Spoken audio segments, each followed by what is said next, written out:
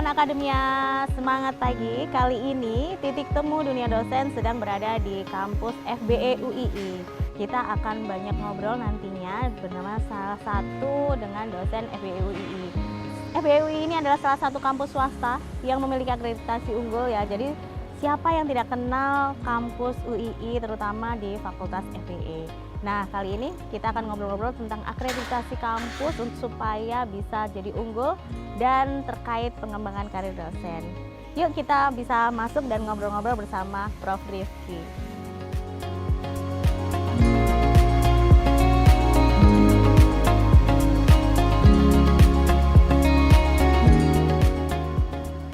Assalamualaikum. Waalaikumsalam warahmatullahi wabarakatuh. Gimana kabarnya Mbak Rida? Alhamdulillah, Prof. Rifki bagaimana? Alhamdulillah sehat. Alhamdulillah. Ini Kita, masih libur ya, Prof? Ini masih libur ini kita. Oh, jadi bisa ngobrol-ngobrol ya, Prof ya? Mari istirahat, kita duduk Siap, di sini. Prof. Oke.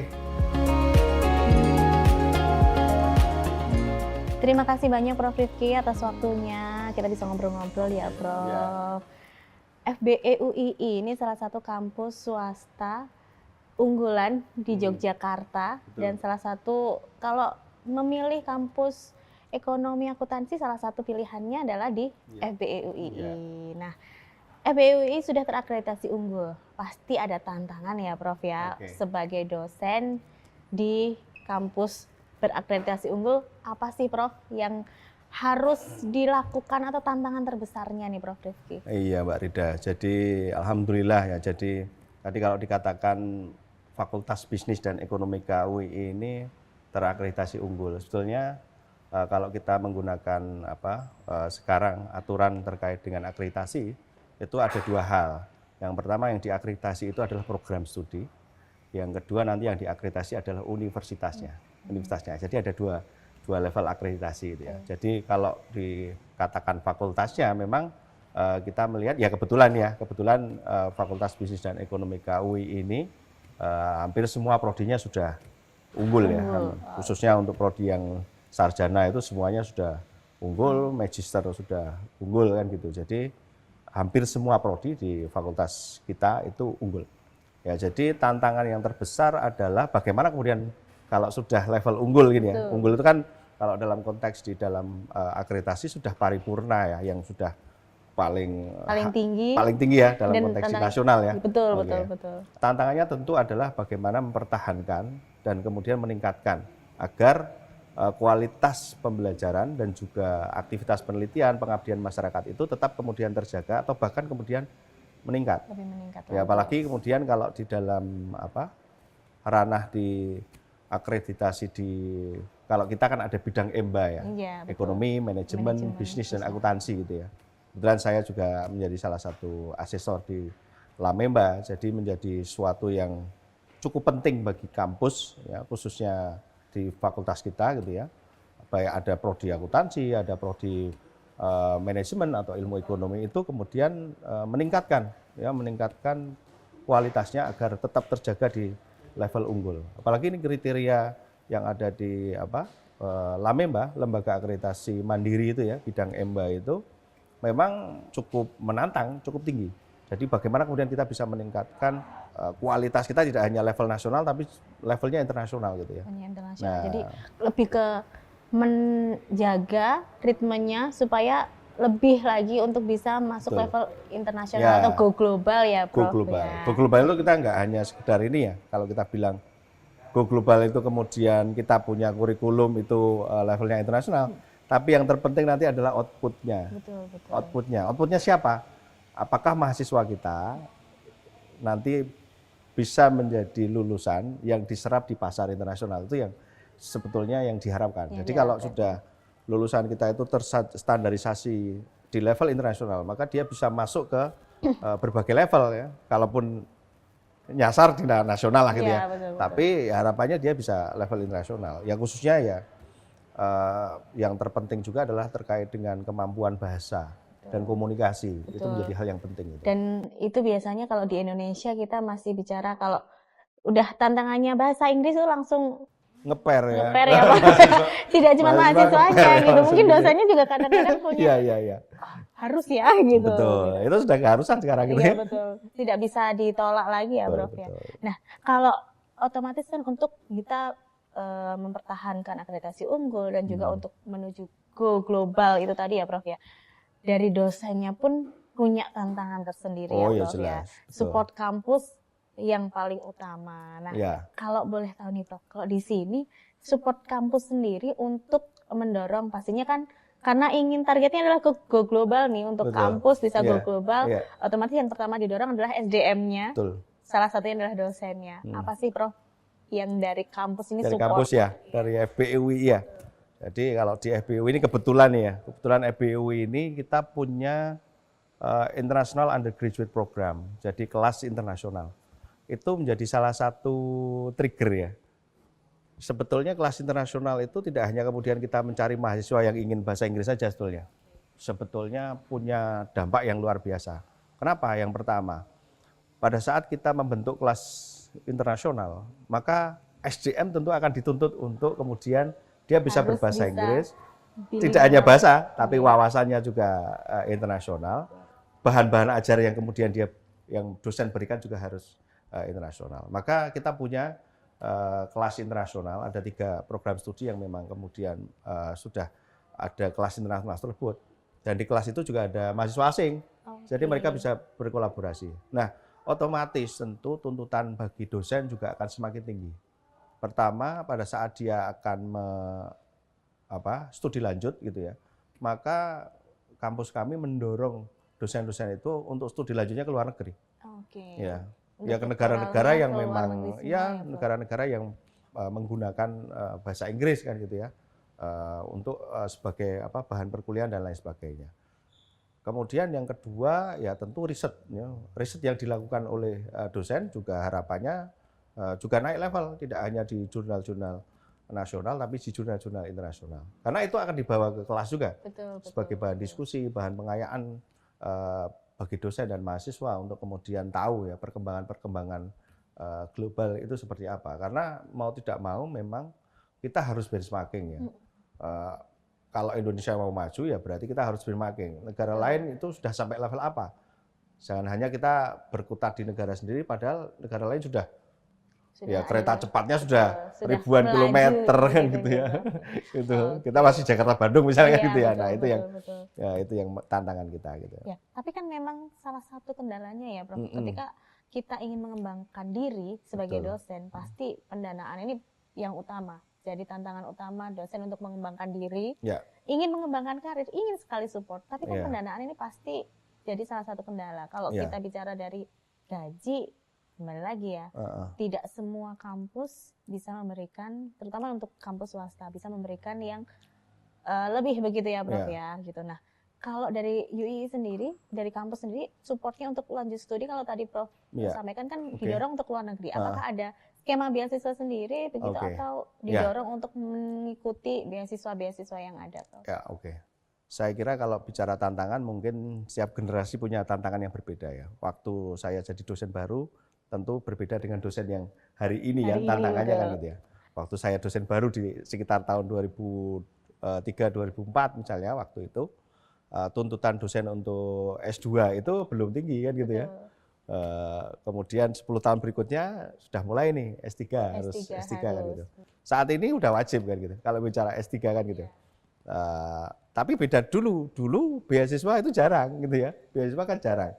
Orang masih mencari manual ya. Internet belum terlalu sporadis seperti sekarang. Sekarang kita mau nyari informasi sangat mudah. Jadi kalau kita bilang bahwa apakah tantangan dosen sekarang itu lebih besar, saya kira semua dosen di generasinya masing-masing punya tantangan.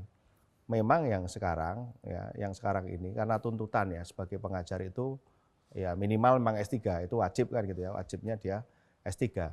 Karena itu menjadi bagian bahwa dia sudah punya kompetensi yang spesifik dalam bidang tertentu ya di S3 tersebut.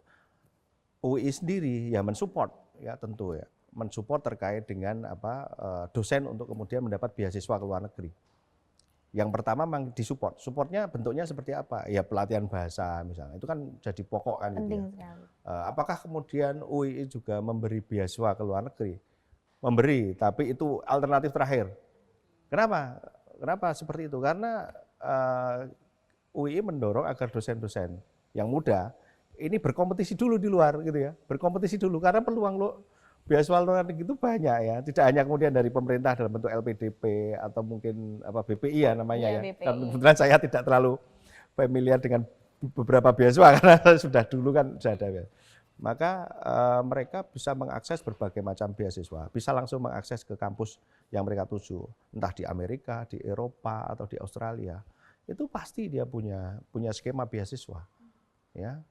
Biasanya mereka akan meng-approach ya profesor yang ada di situ karena biasanya profesor yang di beberapa kampus ternama di dunia itu mereka punya rencana riset yang mereka lakukan kan gitu ya. Dan biasanya mereka akan berkolaborasi dengan mahasiswa S3 untuk kemudian menjalankan risetnya. Dan di situ juga ada skema terkait dengan beasiswa tadi gitu ya. Sehingga saya kira kalau dosen itu punya inisiatif untuk mencari beasiswa ke luar negeri saat ini saya kira bukan hal yang sulit ya.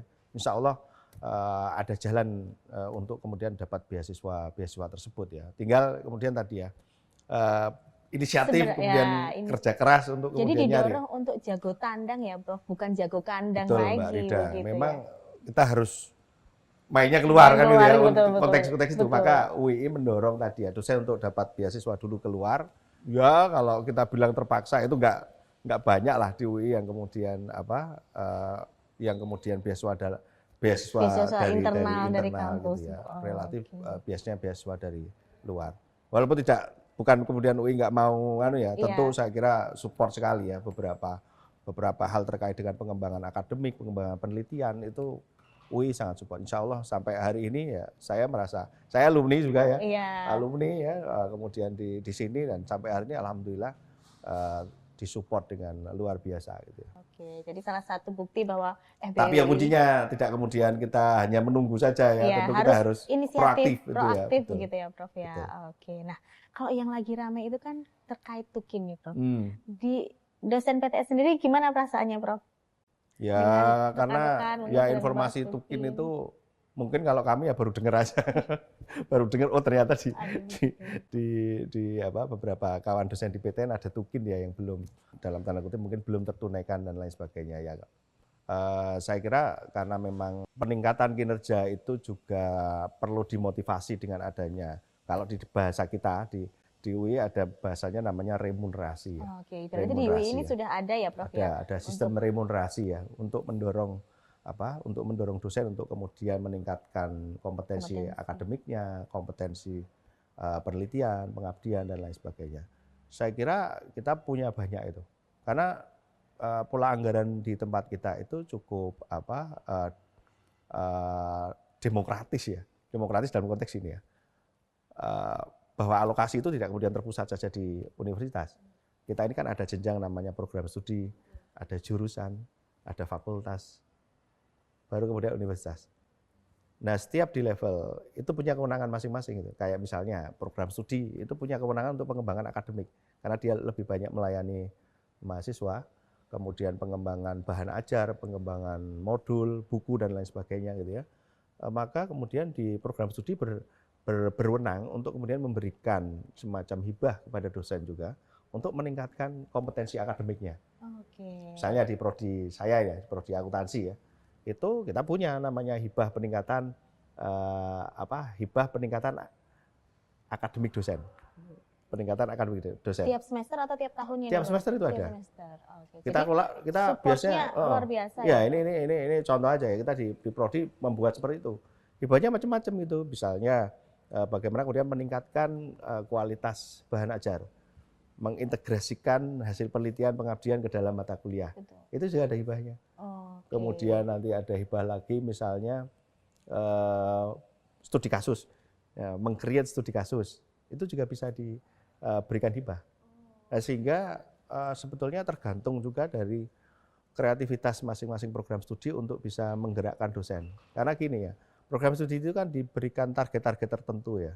Targetnya ada yang dari universitas, namanya rencana strategis ya. Rencana strategis di universitas itu akan di-breakdown ke fakultas, kemudian ke prodi. Nah, ini ada target-target ini.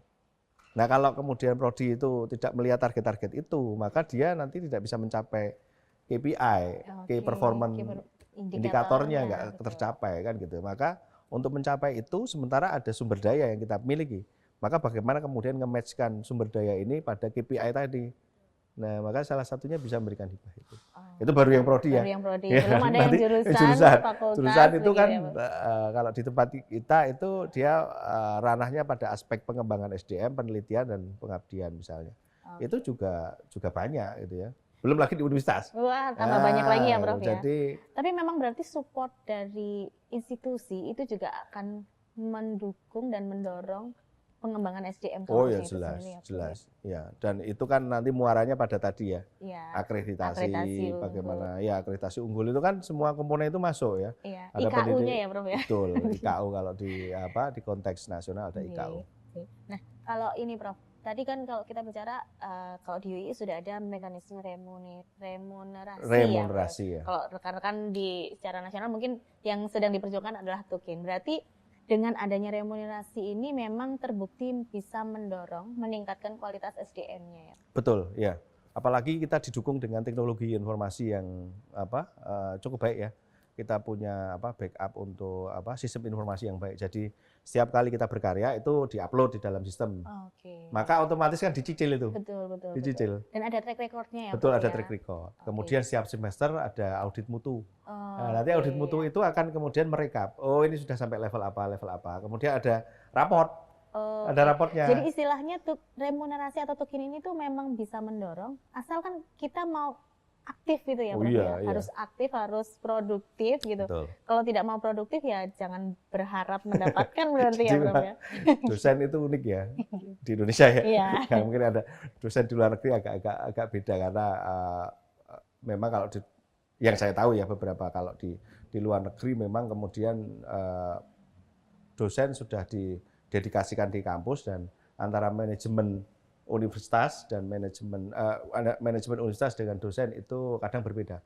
Oke. Banyak dosen yang memang hanya dia fokus pada aspek pengajaran, penelitian atau saja, riset tidak saja. mengikuti dalam konteks manajerial. Oke. Tapi di Indonesia itu kadang sulit ya, kayak misalnya di kampus swasta, itu kalau dibagi seperti itu maka nggak efisien. Oke. Makanya ada dosen yang multi talent ya. Iya, akhirnya Dia sudah macam-macam gitu. ngurusi di kampus, sebagai manajemen di program studi, di jurusan atau di fakultas atau bahkan di universitas. Tapi kemudian di sisi lain dia masih punya tuntutan. Betul.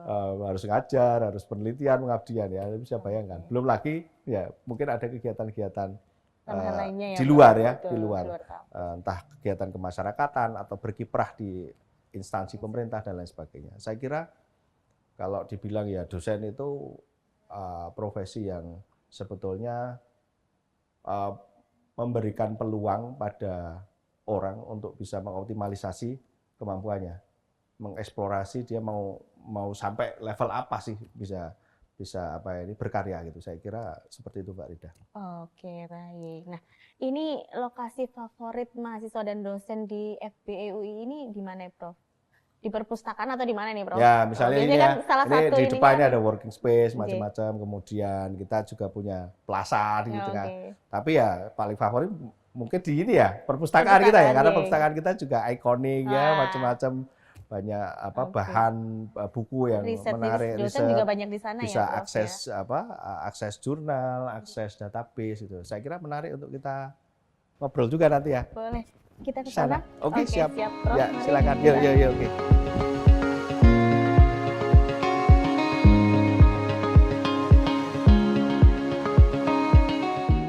Wah, ini perpustakaannya ya, Iya, Prof ya. betul. Ibaratnya di sini kalau tadi Prof Rifki menyampaikan ada support pendanaan riset dari kampus. Nah, betul. kalau dari FBE UI ini sendiri dari prodi mungkin ya Iya. mendorong luarannya apa saja nih, Prof? Ya, jadi kalau tadi saya sampaikan ya, kalau di prodi itu kan lebih banyak ke aspek-aspek yang sifatnya pendidikan. Jadi luaran yang diharapkan kalau aspek pendidikan itu ya paling minimal modul ya, Oke. modul ajar, kemudian buku, ya, saya buku kira ini ajar, juga ya. cocok dengan apa yang ada di The Publish ya. Iya. Itu kan buku ya, jadi luaran-luaran buku seperti ini adalah bagian dari upaya untuk mendorong dosen untuk meningkatkan kompetensi gitu ya. Karena mereka mengajar, kemudian di mata kuliah tersebut menyusun buku ya, buku itu juga awalnya tentu dari ada namanya rencana pembelajaran semester ya, karena di satu mata kuliah itu ada silabusnya, ada RPS-nya, di situ ada materi-materi yang kemudian akan disusun oleh dosen. Nah, maka itu yang menjadi bahan acuan untuk menjadi buku ajar namanya. Buku ajar. Nah, buku ajar itu jadi pegangan mahasiswa untuk kemudian melakukan proses-proses pembelajaran di kelas gitu ya. Nah, nanti bisa disupport dengan bahan ajar yang lain. Ada namanya buku referensi. Buku referensi itu tidak harus terkait dengan buku ajar tersebut ya. Tapi ada beberapa segmen yang mensupport bahan ajar di mata kuliah tersebut. Ada juga namanya monograf. Nah, itu hasil penelitian langsung. Kemudian nanti dijadikan menjadi buku. Itu juga nanti juga diharapkan kalau dosen juga bisa menyusun monograf. Ada tambahan lagi studi kasus dan lain sebagainya. Jadi banyak ya Mbak ya. Luar biasa ya Prof ya. Jadi itu baru publikasi buku. Baru pendidikan. Baru pendidikan. Belum tadi aspek-aspek yang penelitian. Penelitian itu juga dosen juga didorong tadi ya. Memang kalau dalam tahap awal ya dosen bisa publikasi di jurnal-jurnal Sinta. Sinta ini kan Sinta 1 sampai Sinta 6. Betul. Stratanya seperti itu ya. Mereka bisa kalau belajar masuk jurnal Sinta 5-6 dulu, kemudian nanti bisa masuk jurnal Sinta 3-4 gitu ya. Nanti level lagi jurnal Sinta 1-2. Nah, nanti di atasnya lagi mereka juga hasil penelitian itu juga dipublikasikan di jurnal internasional. Dan itu bisa digunakan untuk mengajar juga. Ya jelas. Studi kasus itu ya, Prof ya. Tujuannya seperti itu ya. Jadi dosen peneliti itu tidak kemudian berhenti pada penelitian saja, tapi nanti tanggung jawabnya itu adalah bagaimana mendiseminasikan, ya, menyebarluaskan hasil penelitian itu. Yang pertama mereka biasanya akan mengikuti berbagai macam seminar, conference ya, baik nasional maupun internasional gitu ya. Kemudian setelah, ya kadang-kadang beberapa dosen kadang-kadang juga salah persepsi nih. Kalau sudah diseminarkan di conference itu, ini nggak boleh masuk jurnal, enggak. Itu harusnya memang sebuah penelitian itu wajib diseminarkan, disosialisasikan, diseminasikan ya. Untuk apa tujuannya? Tahu Mbak? Supaya bisa dimanfaatkan juga. Tidak hanya kita aja yang tahu gitu, Prof. Tambahannya adalah dapat feedback. Oh iya, betul. Dapat feedback supaya bisa dikembangkan lagi gitu ya. Itu kan yang datang adalah orang-orang yang memang kompeten di bidang itu. Betul. Jadi dia bisa memberikan masukan. Loh, penelitianmu itu sudah bagus. Nanti kalau kamu tambahkan hal-hal yang lebih sifatnya praktikal itu akan lebih baik lagi. Memberikan rekomendasi kebijakan pada pemerintah itu akan lebih baik lagi. Nah, maka akan banyak masukan. Jadi bisa lebih berkembang lagi ya, Bro. Dari seminar, diseminasi di luar itu akan berkembang, baru kemudian masuk ke jurnal. Itu paling ideal. Itu paling ideal. Justru dari seminar itu baru nanti ke jurnal. Karena sudah ada masukan ya, kadang-kadang dosen kadang takut. Betul. Takutnya apa? Kalau seminar nanti kalau ditanya-tanya gimana ya? Itu kayak mahasiswa juga ya. Jadi ada ketakutan tersendiri, jadi tidak hanya mahasiswa yang takut di ini, kadang-kadang juga dosen, wah nanti kalau ditanya. Enggak, sebetulnya itu adalah ajang yang luar biasa. Kalau sudah dapat masukan, begitu masuk jurnal, tidak terlalu banyak pertanyaan. Betul, Ya kan nanti kalau masuk jurnal harus direview ya. Direview kemudian dapat masukan juga sama. Sehingga yang hasil penelitian yang masuk jurnal kalau levelnya internasional atau bahkan kalau ini kan ada beberapa jenjang ya. Scopus. Nah, itu jadi salah satu momok gitu. Momok, ya. Tantangan sih kalau kita tantangan betul, tantangan. Nah, kalau ini Prof, kalau riset sudah didorong oleh kampus, pastinya kan untuk menjaga akreditasi unggul itu tadi atau menuju go global. Nah, pastinya kan tadi Prof Rifki juga menyampaikan ada instrumen-instrumen akreditasi dari Lamemba. Ya. Nah, ini seperti apa nih Prof sebenarnya? Apakah memang instrumen-instrumen itu sebenarnya memang justru akan mendorong juga pengembangan SDM? Oh iya, ya. Jadi Lamemba itu lembaga akreditasi mandiri untuk bidang ini ya, ekonomi, manajemen, bisnis, akuntansi itu memang saya kira juga punya benchmarking yang bagus ya. Untuk kemudian mendorong kampus-kampus itu juga punya prestasi, punya kemudian mendorong SDM-nya untuk lebih maju. Kenapa? Karena di situ ya komponennya lengkap. Ada, kalau kita bilang ada 9 kriteria yang kemudian harus dipenuhi ya. Mulai dari visi, misi, tujuan, strategi harus jelas kan gitu ya. Nanti ada yang namanya tata pamong, tata kelolanya harus jelas gitu ya. Nanti kita bilang SDM ya. kemudian kurikulum, penjaminan mutu, internalnya kegiatan gitu. ya penelitian, pengabdian, sampai nanti yang terakhir itu ada kriteria namanya output dan outcome. Jadi bagaimana outputnya mahasiswa ini misalnya ya lulusannya itu kalau kita bilang lulusannya itu punya kompetensi apa saja. Misalnya di kampus diberikan sertifikasi ya, sertifikasi nasional, ada yang LSP misalnya lembaga sertifikasi profesi misalnya, atau bahkan sampai ke sertifikasi internasional. Kalau sertifikasi internasional ya tadi saya bilang dia berarti sudah pada level di mana dia bisa bekerja di mana aja, ya kan? Iya, betul. Nah itu baru outputnya ya. Baru outcome-nya seperti apa? Betul. Nah, outcome-nya nanti akan kita lihat. Ya, Lamemba itu juga mengharapkan gitu. Lulusan yang jadi itu hanya sekedar dia sebagai karyawan atau dia sebagai manajer. Betul. Nah, kalau dia sebagai manajer atau bahkan dia punya prestasi sebagai pemimpin bangsa ya, jadi menteri lah gitu ya. Betul. Nah, itu kan luar biasa berarti sekali. ini sudah outcome-nya luar biasa dan menteri itu cerita misalnya diundang ya di kampus untuk kemudian memberikan testimoni bahwa karir saya itu dimulai setelah saya lulus gitu ya.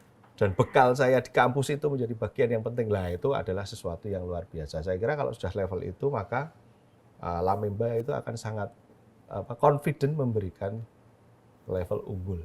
Nah gitu. Jadi tahu ya, jadi runutannya mulai dari perencanaannya, visi misinya sampai kemudian output dan outcome-nya itu juga jelas. Itu Mbak Rida. Siap. Berarti karena sudah ada lembaga akreditasi mandiri ini, jadi sudah tidak langsung ke BAN PT ya, Prof ya, kalau sudah ada. Oh ya, sekarang sudah itu kan sudah disentralisasi ya. Sudah diberikan otonomi kepada lembaga akreditasi mandiri untuk mengakreditasi ya. Sesuai dan dengan diakui standarnya itu diakui nasional gitu ya. Berarti ini semua banyak hasil-hasil dosen di FBE. Ya beberapa hasil dari dosen yang masuk ke perpustakaan juga dan juga digunakan di kelas-kelas kan gitu ya untuk bahan pembelajaran. Nah, kalau di era saat ini kan sudah ada penggunaan AI juga ya, Prof ya. Nah, ini tantangannya seperti apa nih, Prof? Saat mengajar ada AI ke mahasiswa? Ya, saya kira di kementerian juga sudah membuat ya aturan penggunaan AI gitu ya. Dan kampus sudah mengadopsi ya terkait dengan bagaimana kemudian mahasiswa menggunakan AI. AI itu jangan kita bayangkan sebagai malaikat bagi mahasiswa ya. Sebetulnya alat bantu. Ya maka ada strategi dari kampus atau bahkan dosen itu sudah punya strategi sendiri untuk kemudian bagaimana mengencourage mahasiswa menggunakan AI. Ya kita mendorong mahasiswa pakai AI itu didorong, jangan sampai malah mahasiswa nggak boleh pakai AI. Malah jadi kudet ya, Prof? Iya kudet ya. Tapi bagaimana dia bertanggung jawab pada saat dia menggunakan AI mengerjakan tugas. Dia paham, itu kuncinya. Jadi bagaimana mahasiswa itu bisa paham. Misalnya dia nanya ke AI, entah sekarang pakai ChatGPT, pakai DeepSeek atau berbagai macam AI yang lain. Dikasih pertanyaan dosen, kemudian dia jawab pakai AI. Ya silahkan, tapi kamu paham apa enggak? Itu yang terpenting. Sehingga komponen ujian nanti juga akan meningkat ya. Misalnya kita sekarang lebih cenderung memang mahasiswa itu harus ujian tertulis, itu jadi sesuatu yang penting ya. Untuk mengasah pemahaman mereka. Bahkan ya ada beberapa program studi masih ada, misalnya kalau mau lulus ya harus ada ujian komprehensif. Kalau di sini masih ada kompre, Bro? Di prodi saya masih ada beberapa prodi yang sudah enggak sih. Tapi kita tetap pertahankan karena tadi salah satunya juga aspek komunikasi, Pak ya. Mahasiswa itu jadi bukan dia takut ketemu dosennya, bukan itu sebetulnya. Bagaimana dia bisa menjawab, kemudian bisa mengelaborasi apa yang dia pahami untuk dijelaskan ke orang lain, itu kan nggak gampang. Itu kayak Mbak Rida tanya saya, ya ini kan saya nggak pakai AI kan gitu. Jadi nggak pakai AI kan. Betul. Itu kan berarti kan sudah ada pemahaman kan gitu. Maka kita juga mencoba merefleksi bagaimana mahasiswa itu memahami gitu ya. Bukan kita kemudian ini menjadi sebuah penghalang yang besar bagi mahasiswa untuk lulus, bukan. Tapi bagaimana kita mendorong mahasiswa, karena tantangannya di luar tahu sendiri, Mbak ya. Betul. Sekarang kalau kerja nggak bisa komunikasi, nggak bisa mendrive ya, kemudian memberikan motivasi, ya berat. Betul. Nah berarti kan saat ini memang banyak didorong juga ya, Prof, untuk kerjasama dengan industri. Betul. Nah masuk juga kalau di IKU secara nasional kan juga masuk seberapa banyak kolaborasi. Nah menurut Prof Rifki, seberapa penting sih kita memang berkolaborasi dengan industri selain untuk sang dosen, tapi juga untuk mahasiswanya, Prof? Ya, saya kira kolaborasi dengan industri itu wajib sekarang. Ya. Maka kemudian kalau di prodi saya atau kemudian di beberapa prodi di Fakultas Bisnis Ekonomika, sekarang sudah mulai mengembangkan tugas akhir itu tidak hanya skripsi. Oh, oke. Magang, praktek, Betul. begitu ya? Magang, wirausaha, itu Jadi. menjadi bagian dari penyelesaian tugas akhir. Ya. Kenapa? Karena dengan misalnya ya kita tidak menafikan bahwa tidak semua mahasiswa akan jadi dosen. Betul. Gitu ya. Tidak semua mahasiswa punya kompetensi untuk nulis akademik yang baik, gitu ya. Maka kemudian dia bisa magang. Magang kita tetapkan kriterianya, misalnya perusahaan yang level apa, kemudian di bidang apa, dia harus paling tidak linear dengan apa yang dia pelajari di kampus. Oke, berarti yang penting magang itu harus sesuai dengan keilmuannya ya Pak, bidang ilmunya ya Prof ya. Ya, kalau akuntansi ya dia magang di bagian keuangan atau bagian akuntansi ya, untuk kemudian misalnya bagian aset, misalnya itu kan masih relevan ya, gitu ya. Betul. Nah, sampai dia magang tidak relevan atau bahkan mungkin di bawah kompetensi dia kan, gitu ya. Nggak mungkin kan magang diminta bikin kopi, bikin teh gitu ya. Itu kan nggak relevan. Kalau dikonversi ke tugas akhir ya sangat ya, jauh banget ya Prof. Karena apalagi tempat kita itu untuk magang SKS-nya besar ya. Karena kita masih mengadopsi MBKM ya. Ya, MBKM ya, walaupun ini belum dihapus ya, tapi MBKM itu saya kira juga bagus ya, karena magang kita ini 20 SKS. Oh, 20 SKS, ya, waduh, setara luar biasa. Berapa mata kuliah ya? Kalau kita bilang mata kuliah itu 3 SKS, itu hampir berarti sekitar 6 mata kuliah sendiri kan, ada di sana. Nah, maka magang kita dibuat segmen-segmen yang lumayan rigid ya, mulai dari proposal magang ya, dari proposal itu nanti akan kelihatan dia akan magang di mana, bidangnya apa, perusahaannya punya reputasi seperti apa, atau instansi yang reputasi seperti apa, kemudian apa yang akan dilakukan. Nah, misalnya magang kita itu minimal 3 bulan sampai 6 bulan gitu ya. Nah, di sana akan apa saja gitu. Perencanaannya. Jadi sebenarnya hampir sama dengan skripsi ya Prof ya. Karena kan perencanaannya sudah ada. Mengenali lagi, tapi prakteknya kan beda gitu ya. Tiap hari kemudian ada aktivitas. Kalau ini setelah merencanakan kemudian masuk di kegiatan magang, ada laporan harian gitu ya. Kemudian nanti dia bikin laporan tengah magang. Bahkan nanti di akhir dia harus bikin semacam mini case study ya. Dia harus menemukan satu masalah di dalam tempat magang itu. Nggak mungkin nggak ada masalah ya. Pasti akan ada masalah. Ada tantangan. Nah, masalah nanti akan ditemukan, kemudian nanti harus ada kerangka teori. Sebenarnya hampir sama seperti skripsi, tapi dia lebih pada flow menceritakan apa yang dia lakukan. Kemudian dia dikasih tantangan apa di tempat magang tersebut. Bagaimana dia memecahkan solusi itu? Bagaimana mengkomunikasikan dengan atasannya, koleganya, dan lain sebagainya. Jadi kemampuan problem solving, critical thinking-nya juga teruji komplit, gitu ya.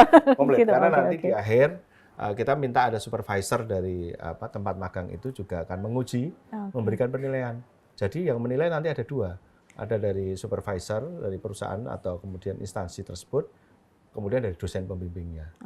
Jadi kerjasama industri dan mengkolaborasikan mahasiswa untuk magang ini sangat-sangat bermanfaat sekali ya Bro.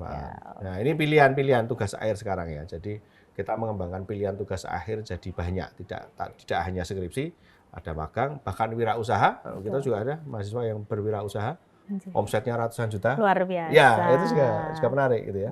Bahkan sekarang juga kita naik, ada yang misalnya publikasi juga. Gitu, Mbak. Kita sambil duduk lagi, Iya, Bro. saya kira kita sambil duduk-duduk ini. Kita duduk di sini dulu, Bro, sambil kita ngobrol-ngobrol, menikmati perpustakaan ini ya. Yang dingin. Jadi nyaman ini. Nyaman untuk teman-teman mahasiswa. Mojok gitu ya, Bro ya. Nah, ini luar biasa sekali nih perpustakaannya, mendorong mahasiswa untuk produktif. Nah, tapi kan kembali lagi ya, Prof. Kalau tadi kita sudah membahas untuk menjaga akreditasi untuk tetap unggul, pasti ada standar-standar yang harus kita ikuti sesuai dengan Lamemba ya kalau untuk di FBE. Nah, menurut Prof. Rifki sendiri, sebenarnya kebijakan akreditasi ini itu sebenarnya membantu atau menghambat sih Prof untuk perkembangan perguruan tinggi swasta? Iya, saya kira justru membantu ya Mbak ya. Jadi kalau kita bilang akreditasi itu menjadi upaya untuk kita melakukan assessment ya terkait dengan kondisi di masing-masing program studi di perguruan tinggi tersebut ya. Karena nanti di situ akan diminta mereka melakukan eh, pengumpulan informasi dalam bentuk DED namanya, dokumen evaluasi diri ya. Ada dokumen evaluasi diri, kemudian nanti dilengkapi dengan dokumen-dokumen pendukung lainnya. Ya tadi sebetulnya itu tidak kemudian mendadak saja ya mengumpulkan dokumen. Tadi kan saya sudah bilang bahwa siap semester normalnya di kampus-kampus itu akan melakukan audit mutu internal namanya. Yang dirangkum dalam namanya SPMI ya, Standar Penjaminan Mutu Internal. Nah, itu SPMI. Sehingga kalau kemudian mereka melakukan proses SPM-nya bagus, sebetulnya akreditasi itu hanya sebatas merangkum ya, rangkuman yang sudah dilakukan beberapa tahun sebelumnya, ya 3 tahun ya, biasanya kan 3 tahun sebelumnya. Ada TS, TS1, TS-1, TS-2 gitu ya, untuk kemudian dilihat kondisinya seperti apa. Ya, itu kemudian kalau setelah kemudian dilakukan akreditasi kan kita tahu ya levelnya di mana. Karena nanti di akhir akreditasi itu akan diberikan rekomendasi untuk perbaikan-perbaikan yang harus dilakukan. Dan itu dipantau. Setiap tahun mereka harus mengirimkan progres ya, follow up atas rekomendasi tersebut kepada Lamemba juga. Nah, ini kan sebetulnya terpantau. Ya, kalau terpantau kan tentu masyarakat yang sudah punya pahaman terkait dengan akreditasi itu bisa membandingkan ya, antara kemudian kampus negeri, kampus swasta ya di prodi tersebut itu bagus mana gitu ya. Nah, sekarang memang ya mohon maaf ya, saya juga tidak dalam rangka konteks mendiskreditkan. Masyarakat memang masih kemudian memburu PTN ya, memburu PTN. Betul. Tapi kita harus objektif ya, melihat bahwa sebetulnya sekarang PTS dan PTN kalau saya bilang sama. Sebanding ya, Prof? Ya sama tergantung karena akreditasinya itu tadi. Akreditasi tadi ya sama. Jadi konteksnya itu. Nah, ini sekaligus edukasi kepada masyarakat bahwa sekarang konteksnya seperti itu. Memang kita nggak menafikan kalau kemudian di PTN ada subsidi ya dari pemerintah dan lain sebagainya. Saya kira karena kampus swasta memang kita bilang hampir seluruh kampus swasta di Indonesia masih mengandalkan SPP mahasiswa. SPP mahasiswa, sehingga mereka juga tentu akan bertanggung jawab ya terkait dengan bagaimana kemudian menggunakan SPP mahasiswa tersebut untuk meng-create kegiatan-kegiatan yang memang tadi kembalinya pada menciptakan atau menghasilkan ya, tepatnya menghasilkan lulusan-lulusan yang punya kompetensi, kemudian dia punya daya saing ya, tidak hanya nasional tapi justru ke internasional. Itu Lamemba maunya kayak itu, Mbak. Maunya seperti itu ya, Prof gitu. Ya. Sekarang kayak seperti itu. Nah, mungkin ini Prof ada rekomendasi untuk rekan-rekan di kampus swasta lainnya yang mungkin belum bisa memenuhi seperti di FBE UI ini, Prof, belum unggul. Nah, kebetulan asesor Lamemba juga nih. Ya, nah, rekomendasi yang konkretnya nih seperti apa sih untuk memudahkan supaya kampus-kampus PTS ini untuk bisa akreditasinya juga lebih baik lagi nih, Prof. Ya, jadi kalau kita lihat di kriteria Lamemba itu memang ya semua bisa kita rencanakan karena itu semua bicaranya perencanaan yang baik ya. Kalau kita punya perencanaan yang baik, ya kampus punya perencanaan yang baik untuk meningkatkan akreditasi bukan hal yang sangat sulit ya sebetulnya. Karena kita sudah bisa mengukur misalnya kriteria dosen ya, misalnya dosen yang kemudian untuk mencapai akreditasi unggul sesuai dengan kriteria Lamemba seperti apa. Katakanlah misalnya di prodi itu dosen yang pendidikannya doktor itu minimal 50% misalnya gitu. Nah, ini kan sudah bisa diukur ya. Betul. Berarti kalau nanti ngerekrut dosen ya upayakan kalau sudah bisa S3. Tapi konsekuensinya tentu akan menggaji berapa, ya, itu kan betul. Harus banding kan gitu kan, tentu akan sebanding kan, harus banding. Sehingga dia ngerekrut S3 kemudian dia harus menghitung dari sisi anggarannya seperti apa gitu ya. Kemudian itu baru satu aspek ya, S3. Belum lagi jabatan fungsional. Betul. Kan ada asisten ahli, ada lektor kepala, ada lektor kepala, guru besar. Nah, itu juga ada masing-masing kriterianya nanti. Kalau sarjana itu berapa persen, kemudian magister berapa persen misalnya. Nah, belum lagi nanti kita bicara karya. Ya, nah, macam-macam. Jadi salah satu kunci memang ya. Direncanakan itu tadi ya, Prof ya. Satu kuncinya di SDM. Itu yang pertama memang SDM-nya harus disiapkan betul. Karena SDM nanti juga yang akan menyusun yang namanya dokumen evaluasi diri tadi. Betul. Ya, kemudian portofolio dosen itu juga dari SDM tersebut. Berarti memang kuncinya adalah untuk sebuah kampus swasta untuk bisa meningkatkan akreditasi adalah SDM-nya. SDM-nya kuat. SDM-nya kuat dan Betul. juga support dari institusi untuk SDM supaya lebih berkembang lagi ya, Prof. Apalagi kalau itu konteksnya yayasan ya. Okay. Kan kalau kampus swasta kan dia di bawah yayasan, sebagian besar di bawah yayasan. Maka pengelola yayasan, ya pengurus yayasan harus memahami bahwa memang yang jadi poin utama adalah SDM itu harus berkualitas dulu kan gitu ya. Ya di samping memang ya tantangannya kadang-kadang memang mahasiswa itu akan melihat biasanya atau orang tua mahasiswa itu melihat fisik gitu ya. Gedungnya bagus apa enggak gitu ya. Cocok kan Mbak. Okay. Masuk kampus ini kok kampusnya udah kayak tua gitu ya. Dia udah nge-PR duluan. Iya, padahal kualitas dosen-dosennya keren-keren. Ini gitu makanya ya, ini kalau di Indonesia tantangannya itu kadang casingnya ini juga penting. Betul. Jadi padahal tadi ya saya bilang kalau kampus swasta kuncinya kan dua. Yang pertama adalah akreditasi, yang kedua adalah jumlah mahasiswanya. Nah, itu penting. Maka dia harus menyimbangkan hal tersebut. Maka ya PTS itu memang harus kreatif ya. Betul. Terbukti dosen-dosennya lebih struggle gitu ya, Prof ya. Nah, harapannya nih Prof untuk sistem akreditasi ke depannya, akankah sudah bagus sekarang atau seperti apa sih supaya PTS ini lebih mudah untuk bisa mengembangkan kompetensinya, maksudnya dalam artian akreditasinya ini bisa lebih baik sehingga bersaing juga antara.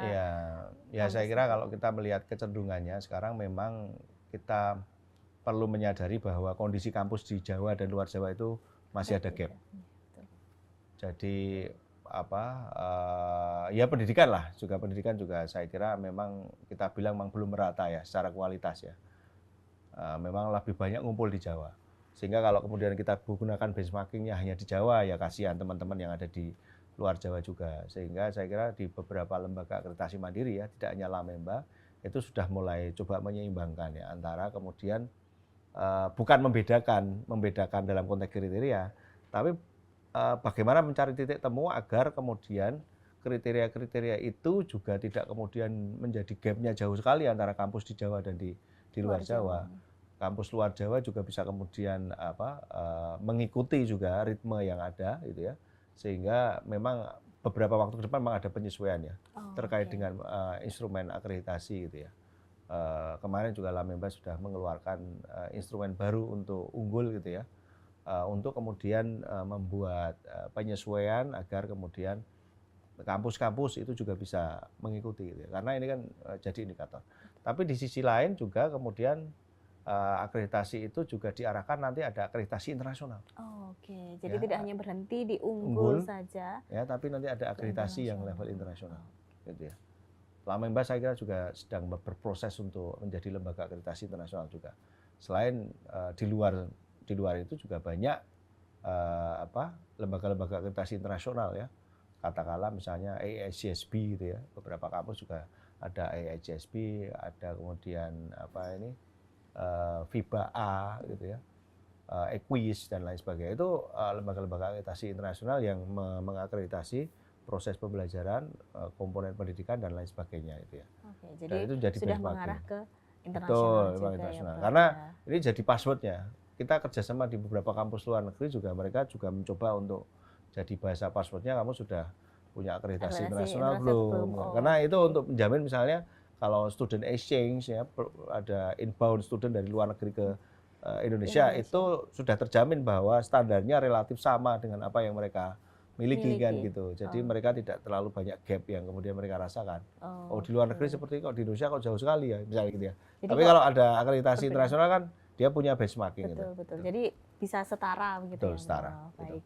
Terima kasih rekan-rekan akademia, masih banyak obrolan seru lainnya. Pastikan rekan-rekan akademia tetap mengikuti episode Titik Temu selanjutnya, masih bersama dengan Prof Rifki. Sampai jumpa, jangan lupa like, komen, dan subscribe channel YouTube Dunia Dosen. Sampai jumpa.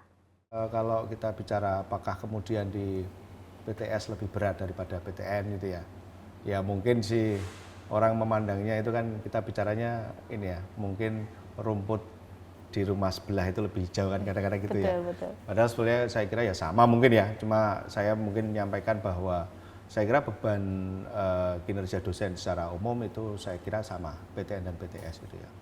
Saat ini juga beberapa kampus yang baru tumbuh atau kemudian mendirikan prodi baru, tentu dia punya backup dari sisi pendanaan. Oke. Apakah kemudian dia punya, mungkin dia tadinya adalah mungkin berbasis pesantren ya, pesantren kemudian bikin sekolah tinggi, atau kemudian dia yayasan tertentu yang sudah punya unit bisnis yang lain yang besar, kemudian bisa membackup.